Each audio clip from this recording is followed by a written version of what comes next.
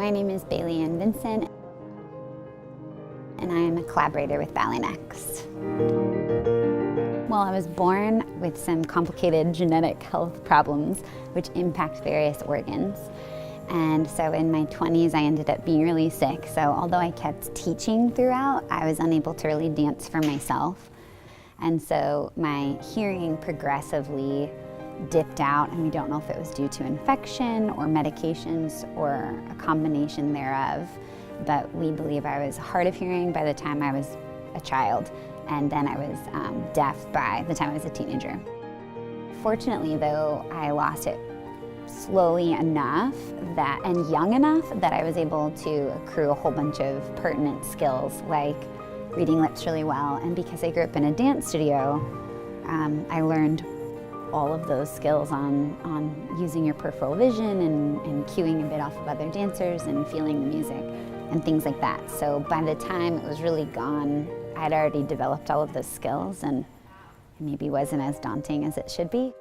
I grew up in South Florida and danced with the Children's Ballet Theater, and then I moved to Virginia and danced briefly with the Rockbridge Ballet, but I ended up having sort of an unconventional dance route, and I went to college at 16 and shifted into being a mother and a teacher and a choreographer more readily, and since went on to form my own body positive contemporary ballet company, Company 360, outside of Washington, D.C. So I ended up emailing Michele Wiles, which is sort of a crazy thing to do because she's Michele Wiles, but I was just this enormous fan of BalletNext and was following them on Instagram and just loved what she was doing as a director and as a choreographer specifically, and I reached out.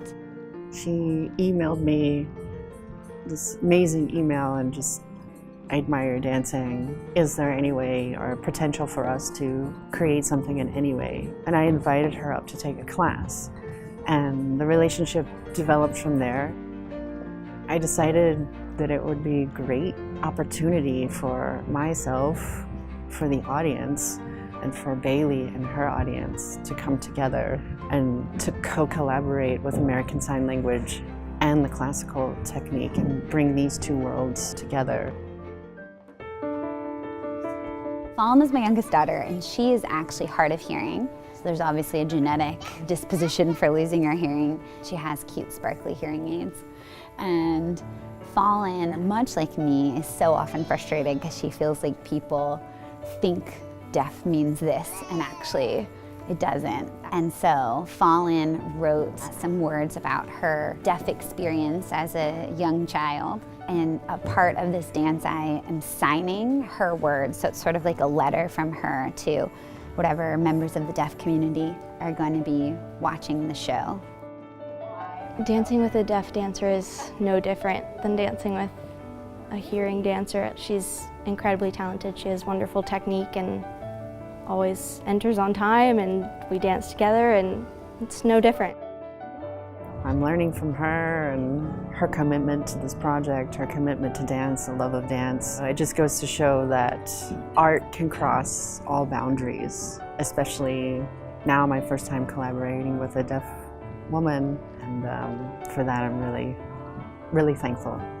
I'm really excited to hear what people say afterwards and what they thought about it and how it shifted their preconceived ideas about deaf people or about deaf dancers or sign language even. My hope in working with BalletNext is really that we can influence the audience and the world at large into realizing that there's no limitation to what someone can do. And I just hope that this provides future opportunities for dancers or artists who might not fit perfectly in the box but have just as much talent and worth to offer the artistic world.